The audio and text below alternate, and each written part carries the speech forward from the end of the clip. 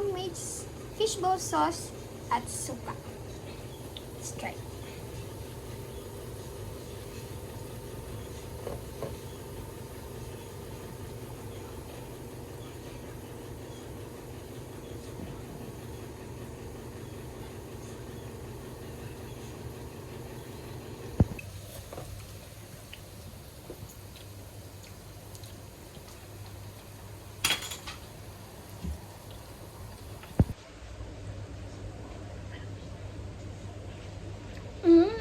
Para akong nasa Pilipinas.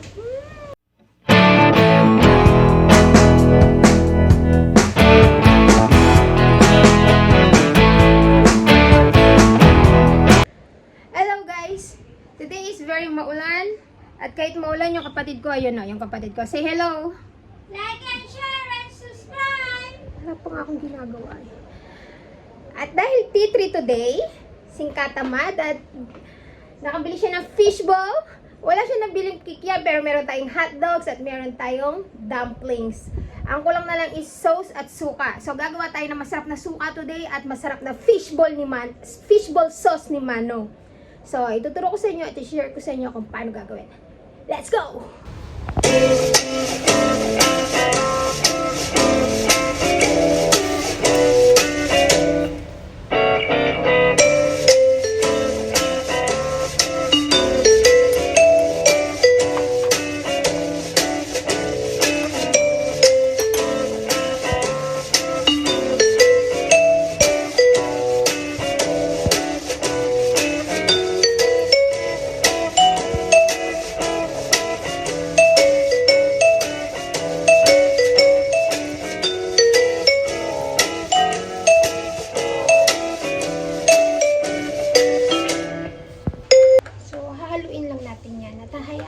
Mag-sit muna habang magpiprito tayo ng fishbowl para maglasa at mag-combine yung lasa niya.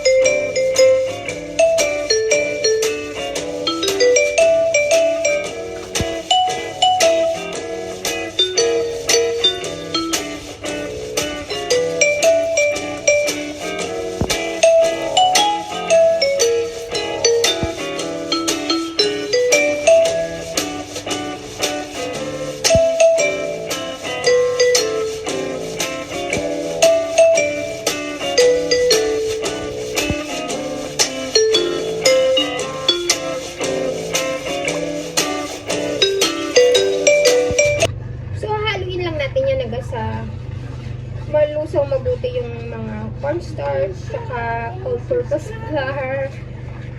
And then yung iba, hindi natin igigisa to kasi pakukulo lang natin siya. So it's very easy, very madali talaga siyang gawin. After niya malusaw, yung iba, pinakukulo muna bago nila ilagay yung mga bawang, sibuyas. Ako, inilalagay ko na kasi para matagal siyang kumulo at malutong mabuti yung bawang at saka sibuyas. Ayoko naman na may hilaw na sibuyas at bawang sa sauce. Hilaw na ngayon dun sa suka kasi kahit na naglagay tayo ng hilaw, it's naluluto siya sa nawawala yung pagkasariwa niya. Yung alam mo yung sariwa na taste na hindi maganda sa suka, nawawala siya. Bali parang naluluto siya.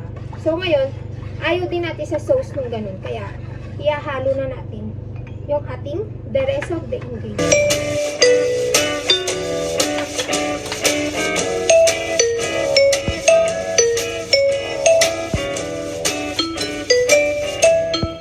So, haluin lang natin siyang mabuti muna.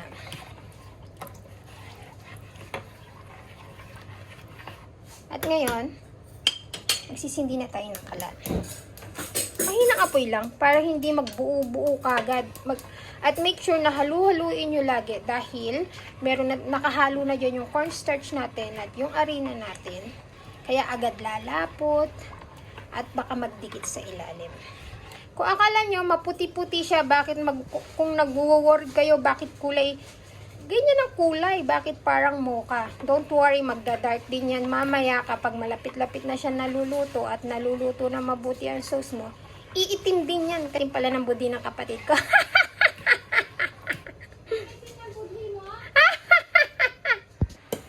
O, diba? Nagda-dark na siya.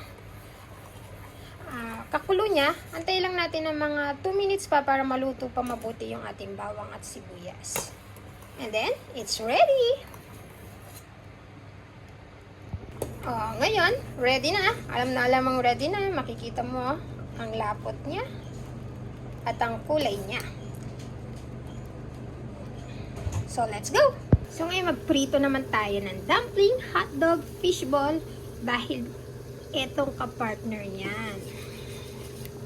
Meron tayong sauce, fishball sauce. Yummy!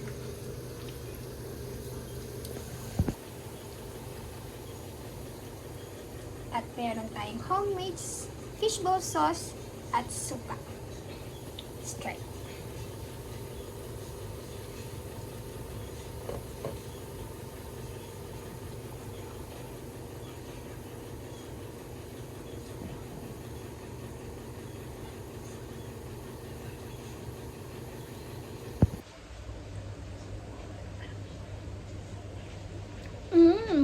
Parang ako nasa Pilipinas.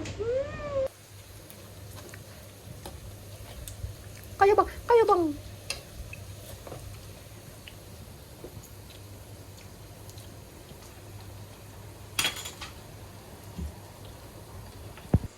Try. Like and share. Sa pesos. Dapat meron tayong ano.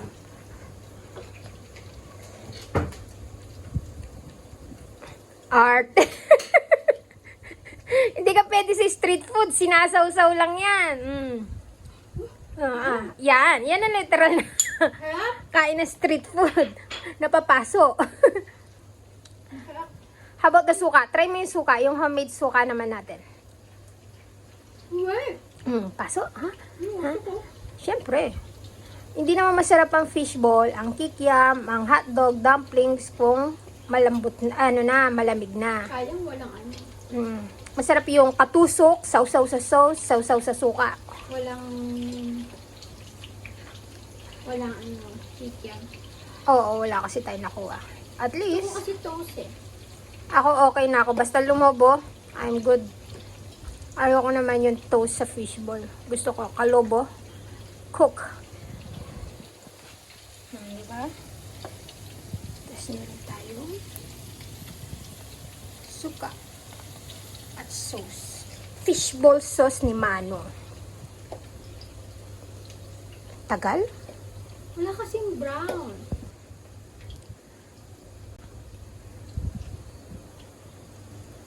Paso.